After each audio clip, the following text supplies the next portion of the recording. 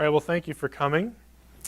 As you can see from the screen, and of course you knew from your program, that the topic is the first of two parts, the post-Christian future, part one, thinking theologically about the utopian impulse as a perversion of the Judeo-Christian worldview. Now, I'll confess that this session, and to some extent the second one, is sort of a thought experiment on my part, because I've had my head in the sequel to The Facade for a while now, and one of the trajectories I want to try to chase down is this thing that I'm calling here the utopian impulse.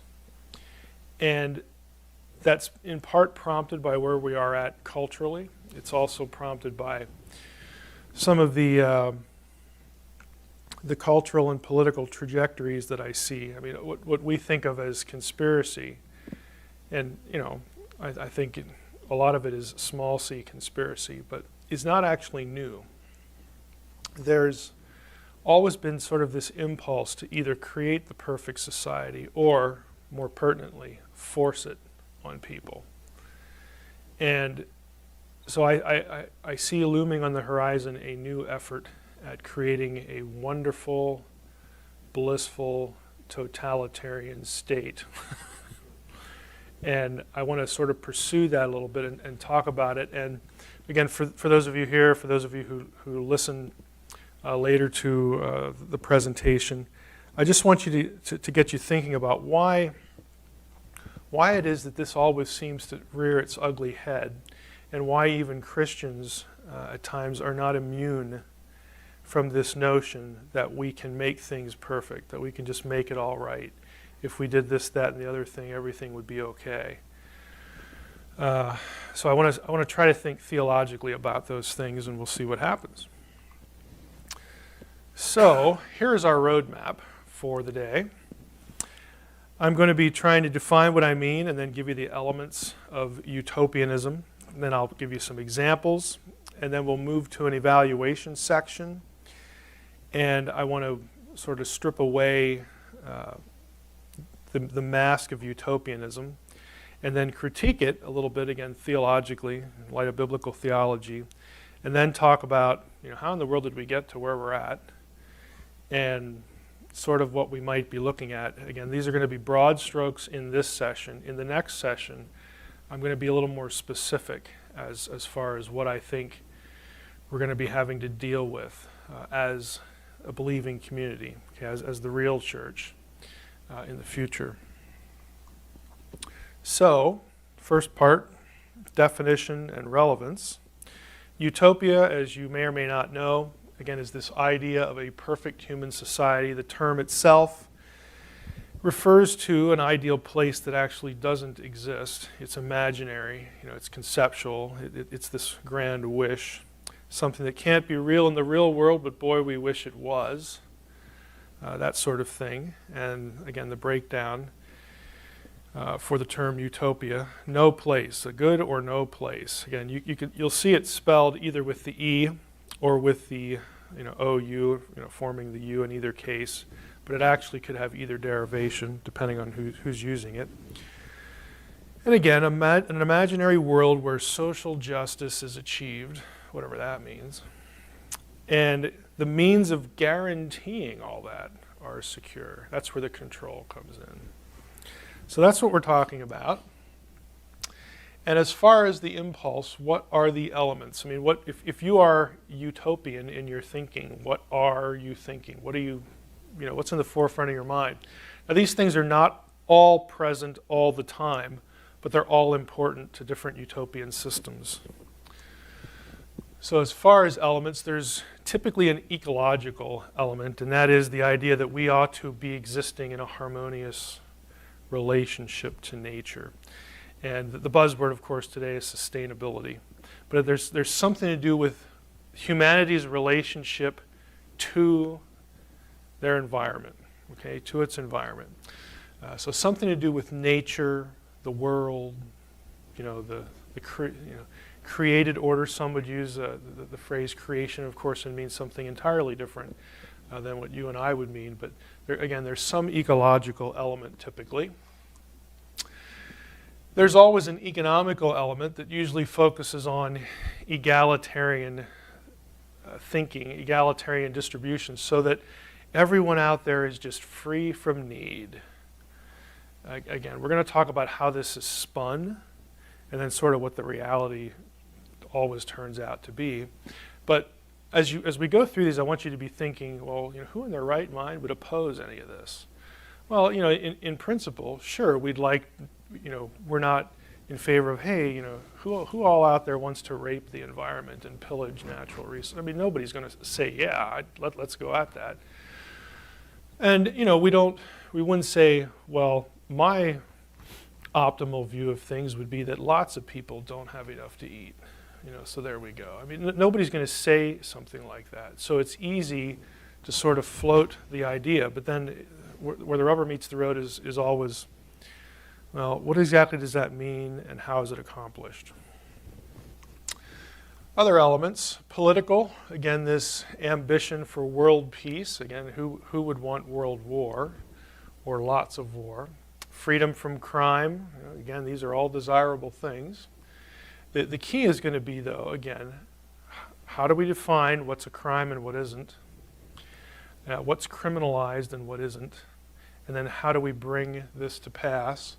What are the enforcement mechanisms? And who's the target? Okay. So there's this political idea, and then there's an equality idea, equal rights, multiculturalism, and of course, gender neutrality, in our day especially, is a big element of this.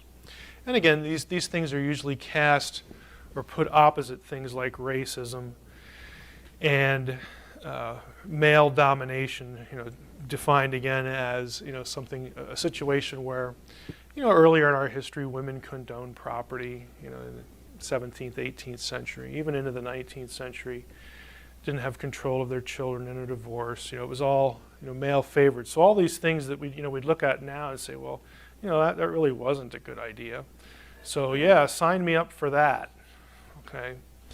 Again, there's a way that it's marketed, but there's going to be a reality to it that doesn't quite conform to the marketing.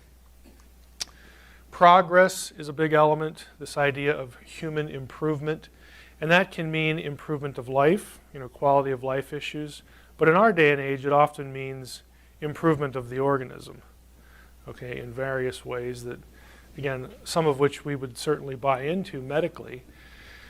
But, again, as I'm going to mention in the next session, part 2, this drifts into other areas that are kind of icky, okay, kind of, things that, probably wouldn't want to go down that road because who knows where that's going to end, and how that's going to go. Science and technology, of course, are always a part of this idea of progress. Then there's a religious element, and this has historically taken 3 forms, one of 3 forms. You either have utopian communities that are anti-religious, and that is, science and nature kind of rule the day. Nature, in effect, is really the substitute divinity. Then you have omni-religious utopianism, where that's basically all religions blend into one, either the effort to create some sort of unified religion or it's in effect a free-for-all. And of course that creates the condition that if you ever raise your hand and object to anything, then you're in the way. Okay, then you're an obstacle to the utopian idea. And you have also had Christian utopias historically.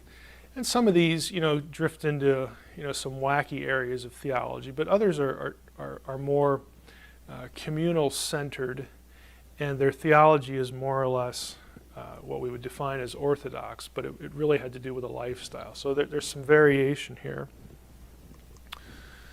Examples of these elements in practice, again, there are political utopias, where, again, it has nothing to do with any sort of religious impulse. There are some Christian utopias historically, and then there are what I would term pseudo-Christian, either things that sort of pass themselves off as Christian, but are theologically aberrant. So you get all different kinds. In the ancient world, Genesis 2 describes a utopia. That would be the one I would vote for, the good one. but it's, again, an ideal state. It's the Edenic state. So that is part of biblical theology. Outside that, though, probably what scholars would point to as sort of the earliest utopian idea would be Plato's Republic. And as we read this in the 21st century, there are things in there that would sort of make us recoil, like, well, that can't be a good idea. But for Plato's day, it was really revolutionary, the ideas that he communicated in here about an ideal society. Augustine with the City of God. Again, Augustine's trying to argue that the world state is not the primary ideal, but again, this city of God as he defined it, Christian community, ruled by God, so on and so forth. And regardless of what you think about Augustine, a lot of what he says in here could fall into the sort of innocuous or theologically abstract category. But a lot of his thinking was used later to legitimize the Crusades, for instance. We have to bring in the kingdom. We have to make the world, our part of the world, we have to make it Christian. We have to make it the kingdom of God. And so that didn't end really well. So it's an example, again, of, we realize that the papacy, of course, is motivating a lot of the Crusades, and it was largely political, but again, it was sort of baptized, using the ideas of Augustine and others. And it just went off in a misguided direction. And I would say in many ways it was misguided from the beginning. 16th century, Calvin's Geneva. I know some of you might be John Calvin fans. And not to take away from Calvin's genius, because he wrote the Institutes when he was 29 years old, didn't have things like concordances and Bible software and stuff like that. So the guy obviously has a lot going on upstairs. But the problem is, if you actually look at Calvin's Geneva, you probably wouldn't want to move there. I mean, he's throwing people in jail for referring to him as Mr. instead of Master. Someone smiles at a baptism, and so that's prison time. And there are all sorts of things that if you read through the history of Calvin's Geneva, it had the feel of an attempted utopia, a theocratic state, run, of course, by Calvin. So there would be some things there that would make us uncomfortable. If you were living in Calvin's Geneva, you had better be a Calvinist, for instance, or it just isn't going to turn out very well. Thomas More, Utopia. This is where the term really entered the regular discourse with More's book. More again is casting this imaginary idea, in part as a critique, for what he saw politically going on around him.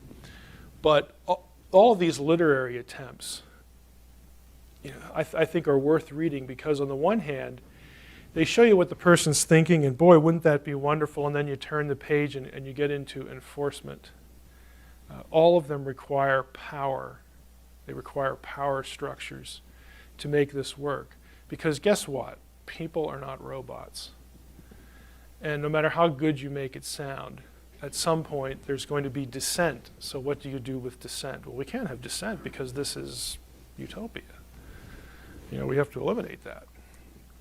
17th century, we get Thomas Hobbes with his famous book Leviathan.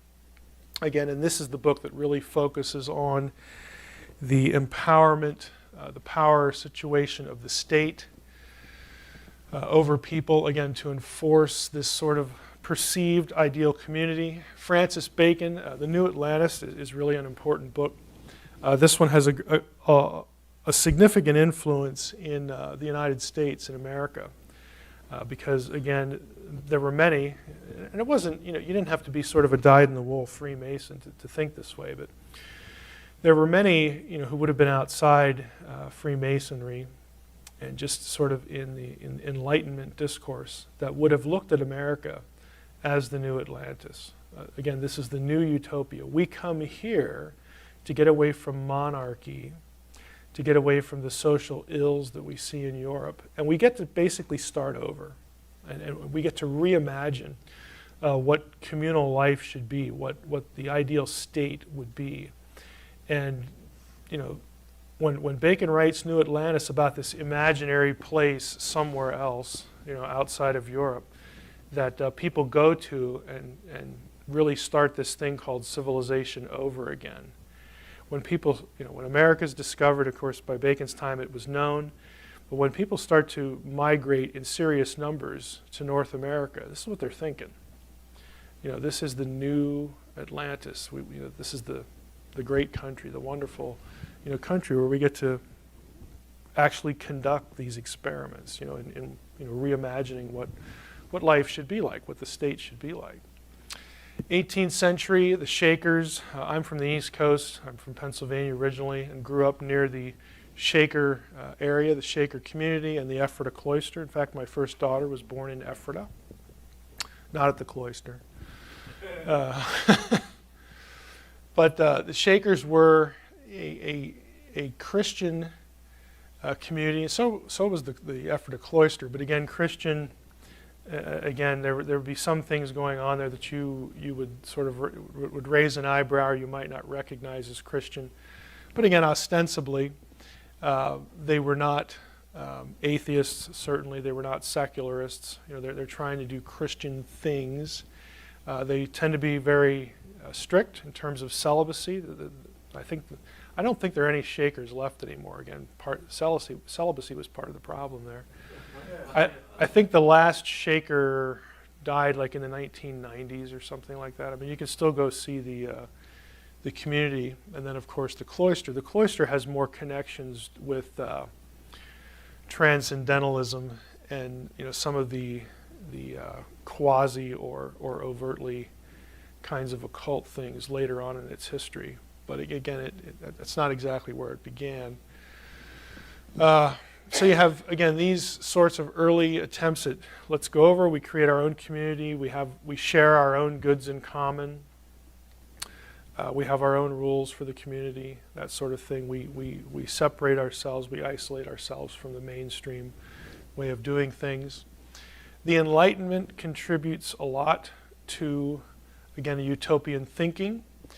The Enlightenment, of course, terribly important. Again, the age and elevation of reason, human reason. Well, if you're in Europe and, again, you've been living with centuries of monarchy and you don't like aristocracy and you see all the abuses there, the real, strict division of classes and economic states, and you think, boy, we ought to be able to do this better.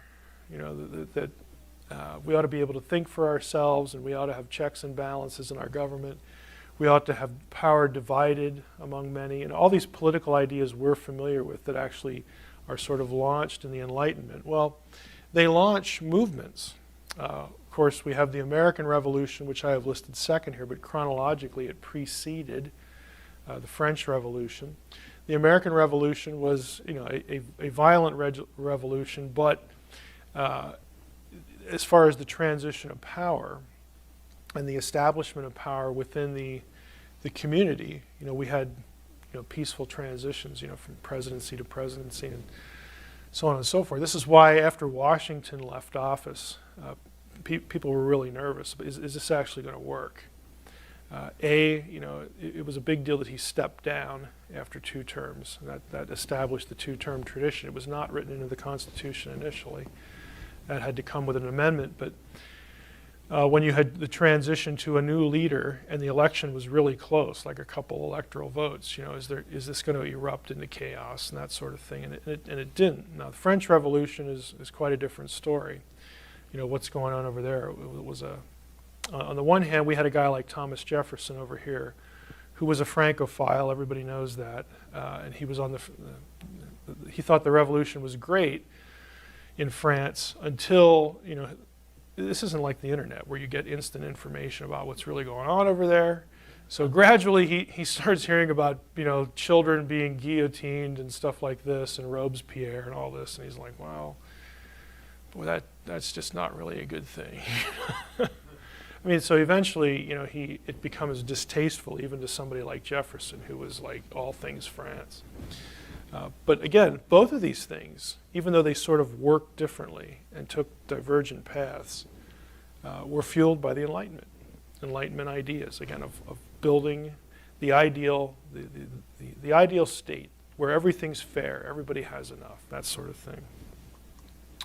19th century, again, we get Second Great Awakening. I think actually this contributes to utopianism as well because of the rise of post-millennial thinking. And that is, we need to bring in the kingdom so that Jesus can come back. That's what post-millennialism is. Now, post-millennialism in the 19th century was a big deal because, again, we have this, it's hand in glove, or it works in tandem with populism.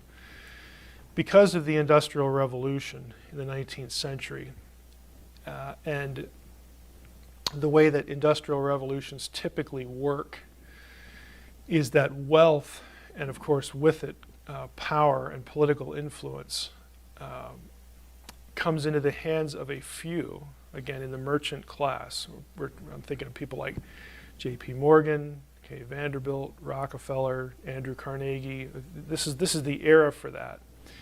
And again, I'm not saying that everything these guys did was bad, because it wasn't. A guy like Carnegie, felt that it was just immoral to pass on your wealth. So that's why he decided to give it all away.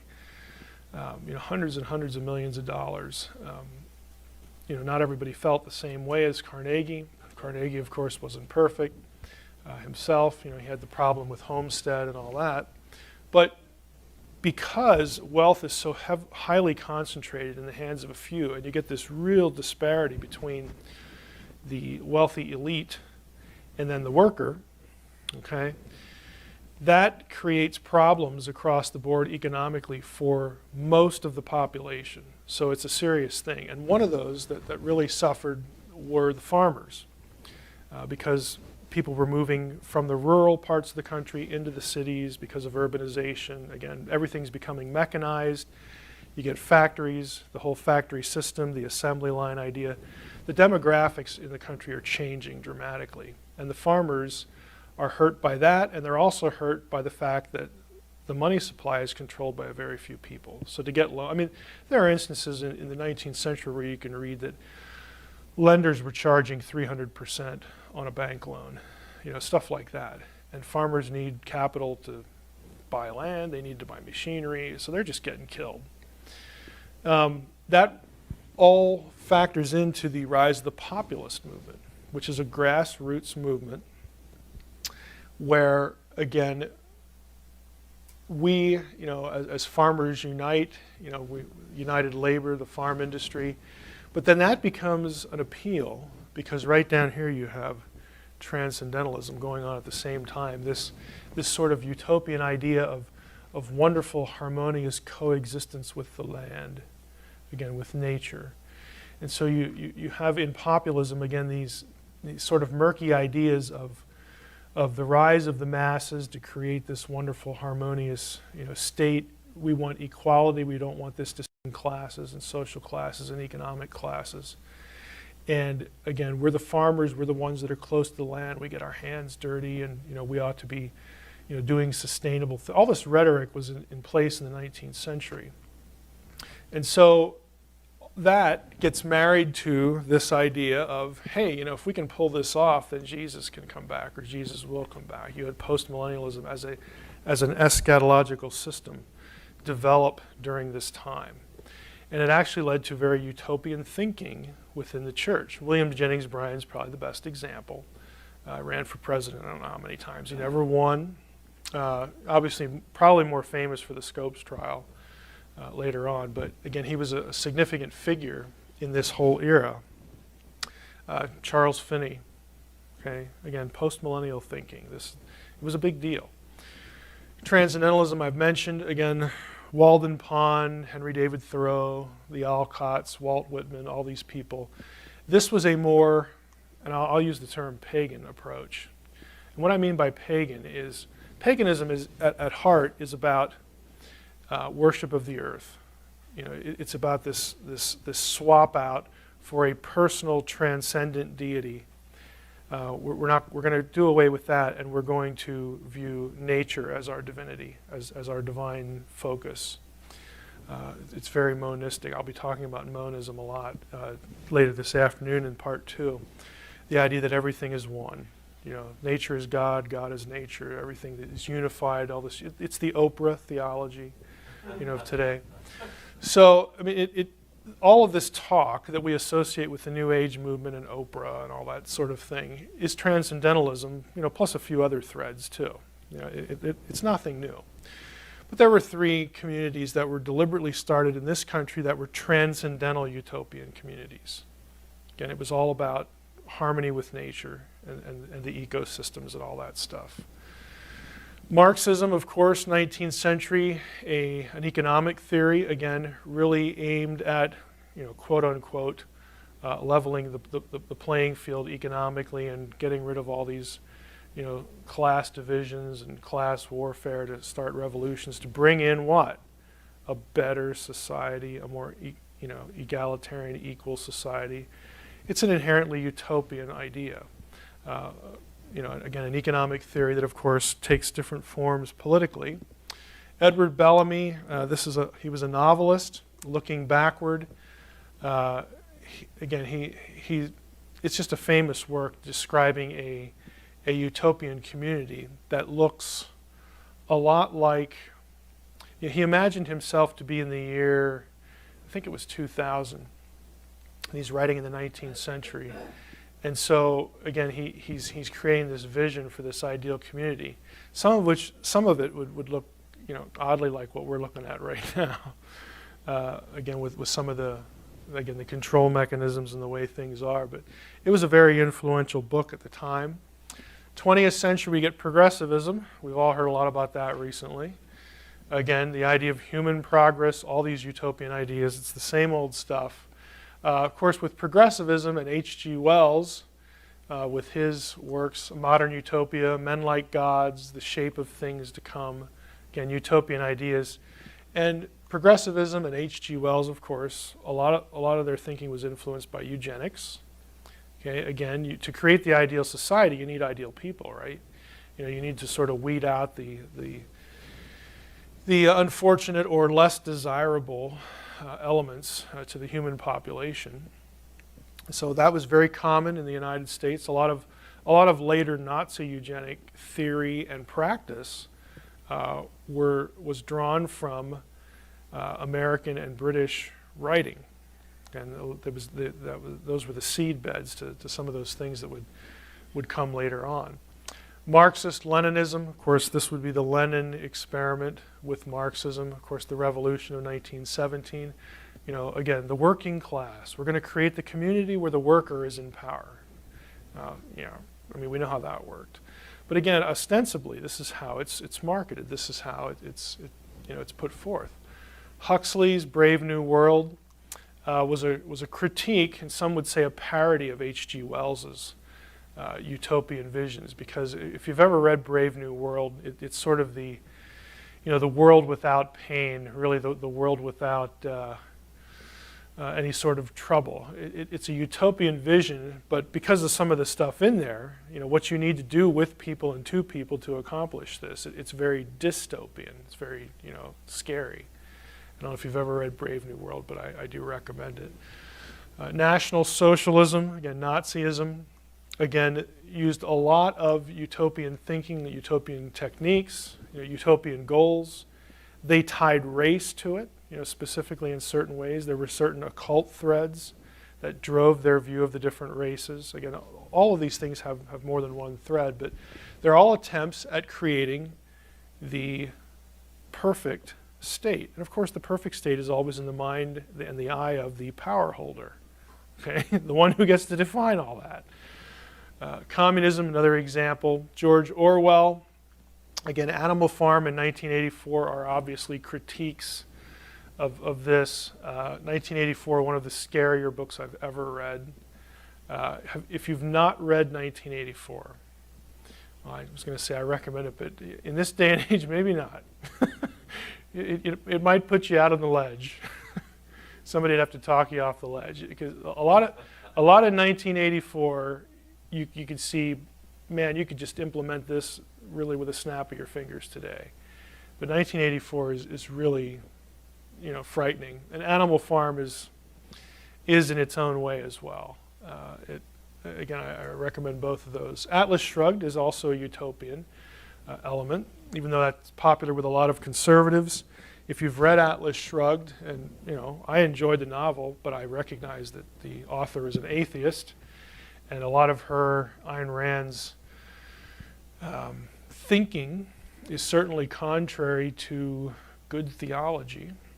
It's an entertaining read, even though it's 1,000 pages long. It's very clever. But Galt's Gulch is a perfectly utopian community. Okay? If you've ever read the book, you know that. Hippie movement, the 1960s, again, bringing in the age of Aquarius, where everybody's equal and there's no war and all this stuff. Again, the themes are familiar. Of course, the American left, as we know it, grew out of that.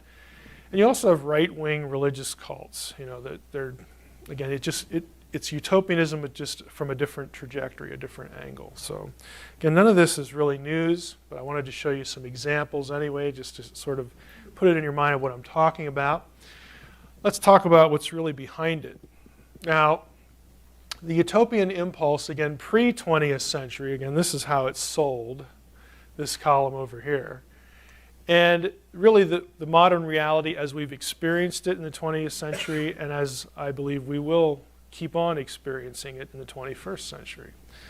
So over here, here's how it's sold. Here's the marketing. Oh, sustainability, shared resources, plenty for everybody, freedom from need. And of course, over here, that means that food is under state control. That's the only way you can accomplish this today. Okay, you have to have the food supply under control.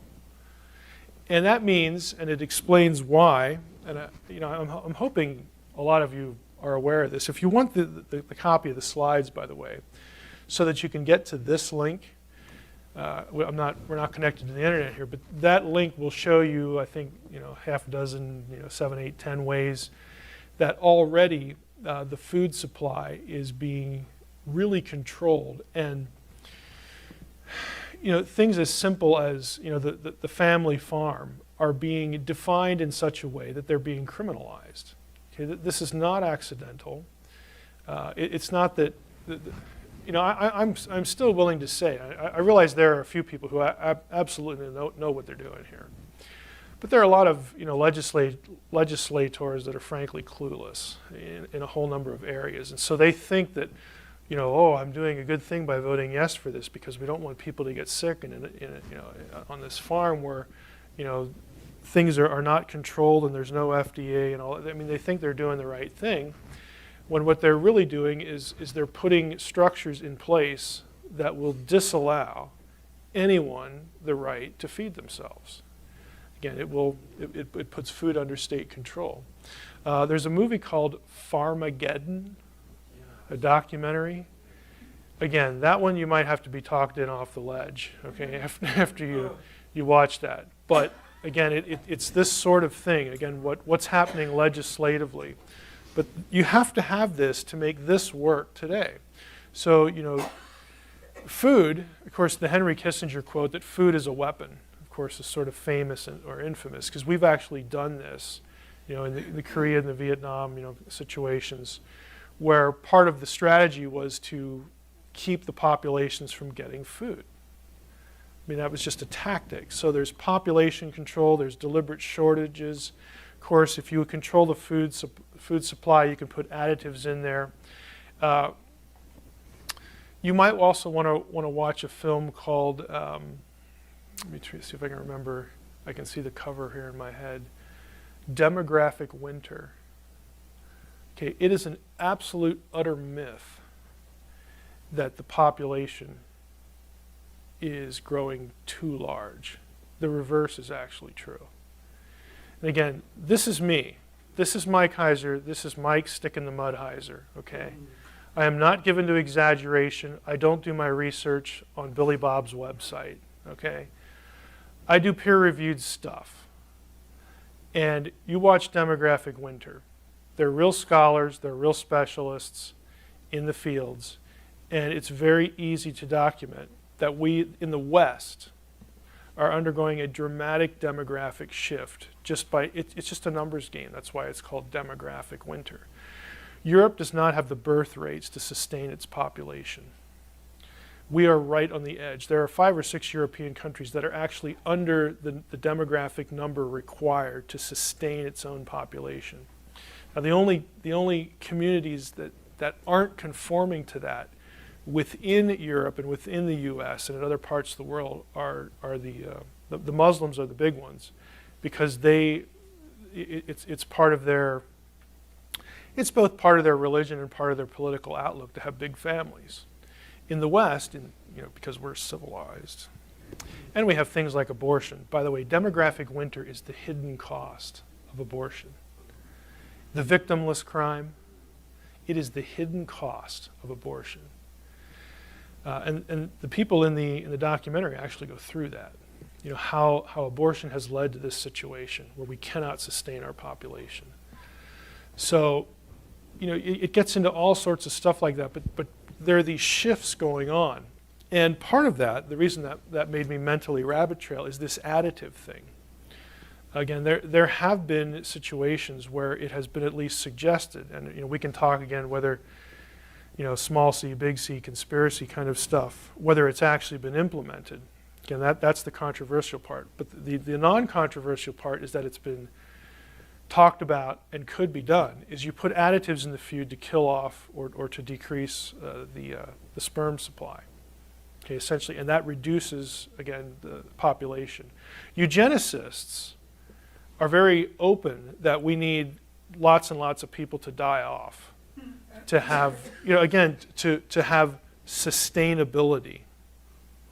And rather than just sort of advocating, hey, we need a few world wars in succession, that'll take care of the problem. Rather than do something like that, it's demographic control that is just far more convenient and effective and frankly marketable. So again, I recommend, Farmageddon, Demographic Winter. There's actually 2. Demographic Winter has a sequel to it too. It's not exciting. It's kind of chilling, but it's good stuff. It's real, it's real scholarship. Political manipulation. Again, if you control the food supply, well, then it's kind of easy to get people to do what you want them to do. Would you like to obey, okay, or not eat? Okay, I'll wait for your answer. It's not difficult to imagine. And again, we have regulations that are keeping people, again, from growing their own food just by zoning regulations. You don't really realize the power of regulation. It's invisible. It's not overt. It's not, in your face. We're manipulating you. But, who wants to go to zoning hearings and stuff like this? It's just boring. Like, I have a life to live. I'm not going to get involved in that. Are you kidding? I don't know if I could even stay conscious. But while we're thinking that, it's just happening. Again, it's just this invisible laying in place of structures that are going to be called upon as precedent later, for certain things. So we'll move on. Ecological, again, here's how it's sold, the harmony with nature, so on and so forth. God is in all the world, that's panentheism, as opposed to God is nature, God is the world, pantheism. Environmentalism. Well, what you get is you get neo-paganism as civil religion, as the secular cultural religion. Again, emphasizing the wonder of nature, the transcendence. Think about the vocabulary I'm using here, because I'm using it deliberately. The transcendence of nature. I just get warm fuzzies, thinking about that. But this is what they're talking about, the idea of an eternal consciousness. Consciousness studies, spirituality, so on and so forth. These things are not new. You also get, in some quarters, scientific materialism as the civil religion. Again, fueled by atheistic natural selection, which when combined with social Darwinism, again, applying principles of natural selection, survival of the fittest, to the way society operates, to classes and class structures. And of course, eugenics is part of that. Nowadays, of course, we refer to eugenics as genetic engineering and genetic selection. Okay, genetics is just the new eugenics. And again, that's not to say I'm not here to demonize all genetic research, because that would just be ridiculous too. But once you have the power of the genome in your hand, Eugenics is like really easy. It's just how do we accomplish this thing we can easily do now on a wide scale?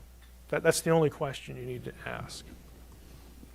Politically, of course, world peace, freedom from crime. Who in their right mind would oppose that? Well, I'm not opposed to that. I am opposed to statist fiefdoms that are, if you're a statist, you are anti-individual. Okay, think about that. So that means if you're in control, you get to criminalize practically anything. Criminalize self-protection. That would be like gun laws, taking guns away. Okay, we're going to criminalize your ability to protect yourself. Well, why? Because your emphasis is on the state, okay, the utopia, as opposed to the individual.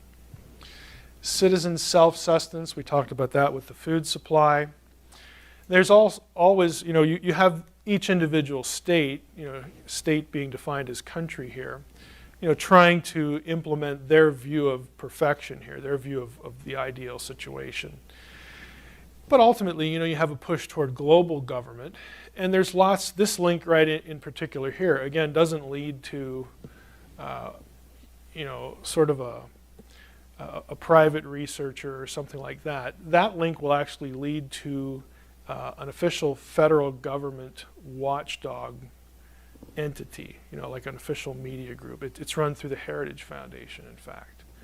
So there are people, again, even within groups that the wider culture would recognize as credible, actually keeping their eye on global governance, because they know that it's real. There are really people, lots of people, who want that. And since the Heritage Foundation, again, is focused on principles of individual liberty, they don't want that. So they're keeping their eye, and it's a nice site because it's sort of a gateway or a clearinghouse for lots of information that's official, official documents on global governments, because they collect that stuff and post it on the site. Of course, the UN, which is inherently anti-national, it's inherently global, and Agenda 21, which I don't think we need to really comment any further on, because we sort of all know what that is. But all of these organizations, again, trying to push toward a global state, okay, as opposed to, again, individual national states. Equality, of course, equal rights, multiculturalism, gender neutrality. You Christians are nuts. Don't you want women to vote and all this? You want to go back to the 18th? Again, this is how it's marketed. This is how you're forced into sort of intellectual compliance. But the modern reality is that opposing views on any of these ideas and anything related to them are marginalized, and in some cases there's an effort to criminalize any sort of opposition view. There's an inversion of sexual norms. Basically, nothing is aberrant anymore, because we can all just say it's biology. Again, and we can say that because we now have nature as our God, or scientific materialism as our God. So we have perfectly consistent theology, by saying, hey, it's just biological. Everything's biological. And of course, if you disagree, then there must be something wrong with you. That's a psychosis. Okay. It is funny, but it's really not funny, because again, if you look in some of the scientific literature, especially in psychiatry, they're defining, your resistance to what appears to everyone else as normal and good. That's a psychosis. Okay, try to get health care. And that's just the beginning of how you can be manipulated and pushed into whatever direction. So it's a serious thing. Of course, nationalist culture is going to be vilified, because we need to be multicultural. We need to be global. And so any sense of individual sovereignty, of course, as we saw, is like, well, what's up with that? And naturally, any sense of national sovereignty is going to be viewed as either aberrant or oppositional to the good that the global state could bring. Okay. Religion, again, we saw earlier that we have some that are anti-religious, omni-religious, or Christian. Of course, anti-religious, in our day and age, we've really seen the rise of what I would call militant atheism, as opposed to nice atheists. You have a lot more militant atheists, again, and they're actually viewed as more reasonable and more tolerant. Tolerant is a big buzzword. More tolerant than a lot of Christians. Why? Because the militant atheist will agree with the gender neutrality thing. It's all biologic. All this stuff. Scientific materialism as the substitute for God. They're going to agree with a lot of these things, and so they actually are marketed or market themselves or are marketed as more reasonable than these stodgy old Christians. Omni-religious, of course, paganism, again, being defined as the elevation of nature to the status of deity. Paganism, the scientification, if that's a word, of the supernatural. Now think about that. I don't know how many of you are into things like, quantum physics and, chaos theory and that sort of thing. I dabble in a lot of that stuff. I'm by no means an expert in it. But one of the things that you're seeing is basically using and things like chaos theory and quantum theory do not of necessity drive the conclusion that there is no immaterial reality. I know lots of physicists personally that understand quantum theory very well, and they're Christians, and they're serious Christians. They don't think it requires a substitute for the truly non-material. I don't like the term supernatural for this reason because it has the word natural in it. But it's not a necessary conclusion. However, there are lots of people who will use the quote-unquote new physics to basically attach a natural explanation to everything you thought was supernatural, everything you thought was immaterial. And if it's all material in some sense, then it's all natural. It's nature. Here we are back again. Intellectually, we complete the cycle to substituting nature, the created world, for the creator, blending them. That's what monism is. Okay? Monism, again, the idea that everything is one and one is everything and all that stuff. There's no creation distinction. Okay? You deny that if you're a monist. So, we have this going on religiously, and of course, anti-Christian basically, unless Christianity adapts to this, especially this in our day. I'm going to talk about this in the second session with what I view as the new Gnosticism. It's going to be criminalized and demonized. Progress, again, human improvement, science, technology. Human control is what this means in our day and age. So, whereas we would call it progress, human improvement through science and technology, what it really means is control of people through science and technology. We have information control. In other words, we'll fill your head with what it needs to be filled with. Knowledge, of course, is power. It's easy to propagandize things like the political process. Eugenics, of course, that's progress because we're weeding out, we're clearing out the gene pool there. Isn't that a good thing? Police state, we have to have a police state to enforce progress. Commerce, of course, comes under state control. I mean, basically everything you do, if it's viewed as being an impediment to progress, then it needs to be controlled or eliminated. Okay, one of the two. I mean, we have to be able to keep the progress going. We don't want progress to stop.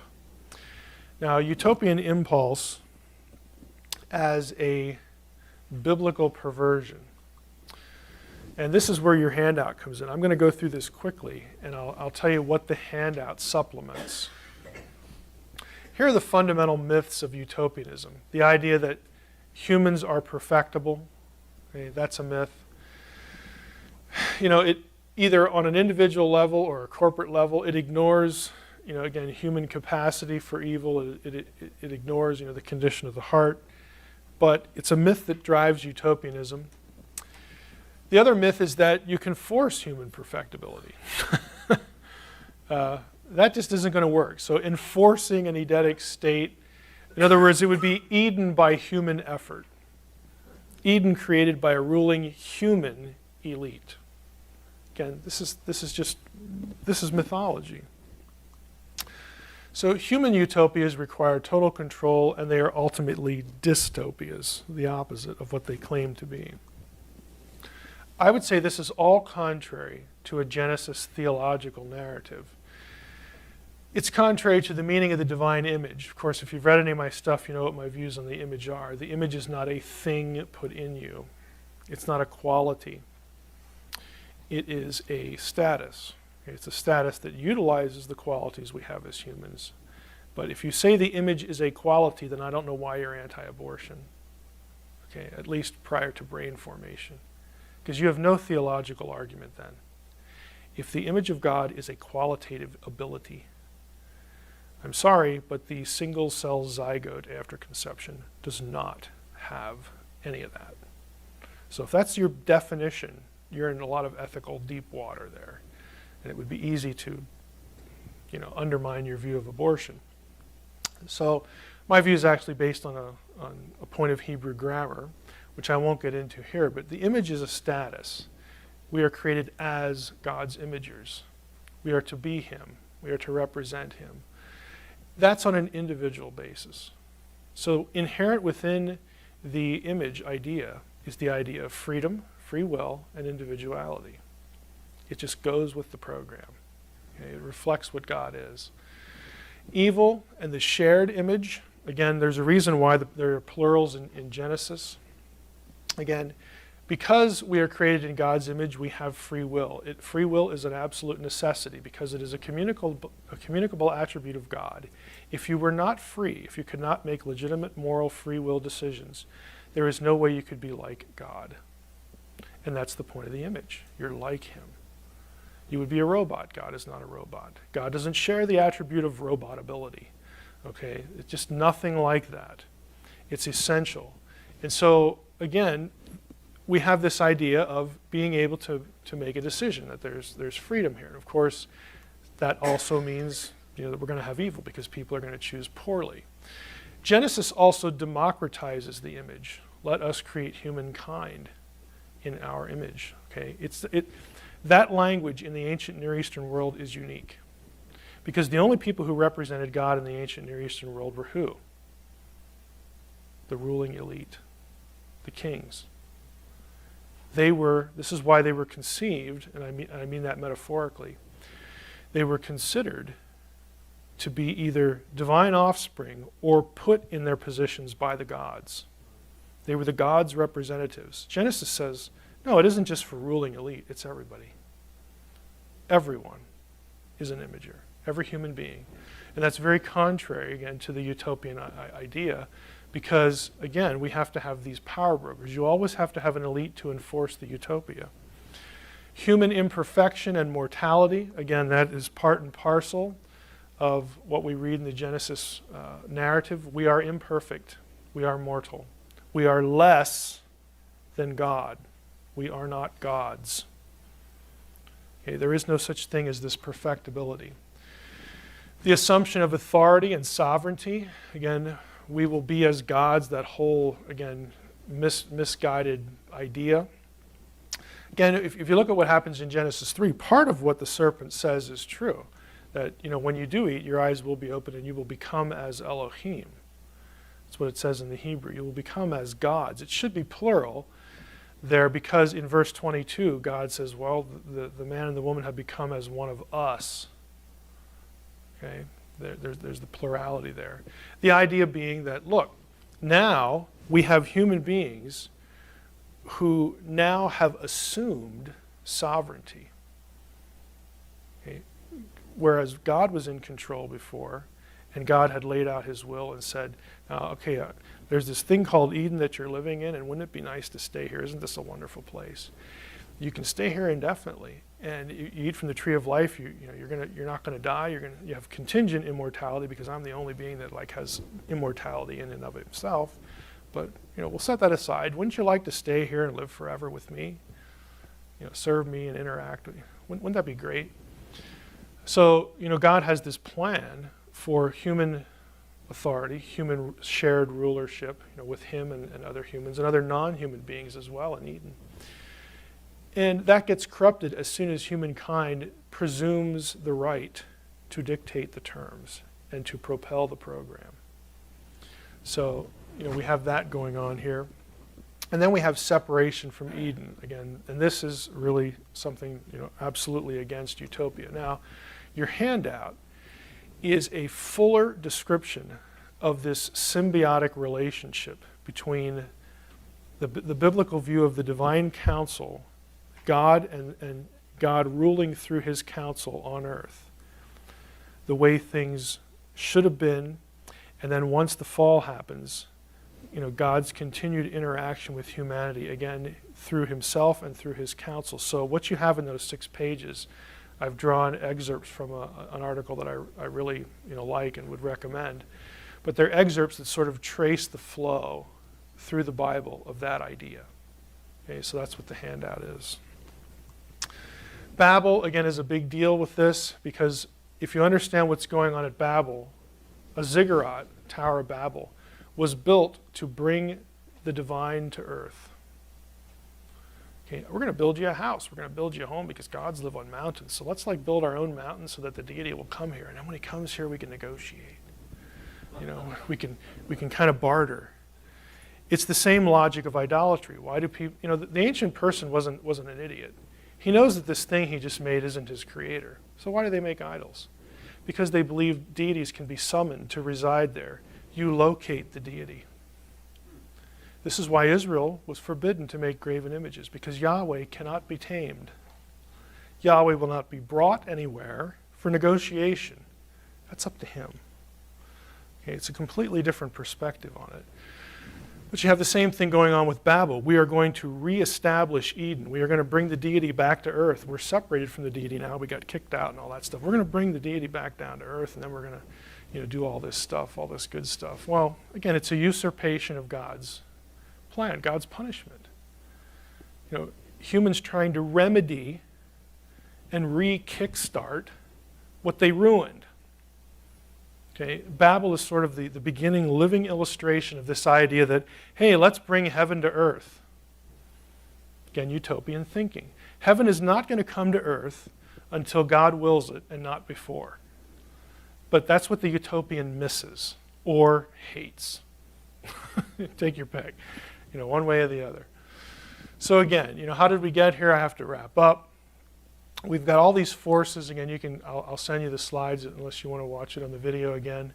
But we've got all these things going in our culture, all these political movements, out of what I call lemming capitalism here as opposed to philanthropic capitalism. All these things, and really what it comes down to, I like this one, checking our brains out at church. I think that's contributed. And checking the brain out of the pulpit too. All these things have contributed to the future. And here's what I think for sure we're going to be looking at. We're going to be seeing more decline, more statist power, more emphasis of the state over the individual in this country. Technocracy, all these mechanisms used again to control information, to control behavior, to control the population. And we're going to see a further marginalization of what we would look at as biblical Christianity. And I think the solution to this is not going to be popular. But this is the proven solution. And that is the church has to be willing to suffer in this generation for the next. It worked the first time. There were 13 people who pulled this off. 12 apostles and Paul. Okay, they won. It worked. But it came at a huge cost. So, I understand we can look at our world and go, what in the world are we going to do? I would suggest that we do what the apostles did. And that is not going to be easy. As Peter tells us point blank here. Paul, do you think Paul knew what he was talking about? We felt that we had received the sentence of death, burdened beyond our strength. All this stuff, despaired of life itself. But that was to make us rely not on ourselves, but on the God who raises the dead. We thought we were dead, so we'll depend on the God who raises the dead. Okay, it's not a popular solution. It doesn't involve forming militia groups. It doesn't involve, taking the law into our own hands. But it is the tried and true method. It has worked in the past, and I would suggest it'll work again. It's just going to be a generational thing. So we have to be willing to do that. So that is the end of the presentation. If you want to keep up with me, please follow me on Twitter. It's exciting, let me tell you. More importantly, if you want information about the facade, either the special edition or the sequel, please go to the site there, facadethebook.com, sign up on the email list so that you get the alerts and the updates. And of course, my contact information is on my homepage too. So.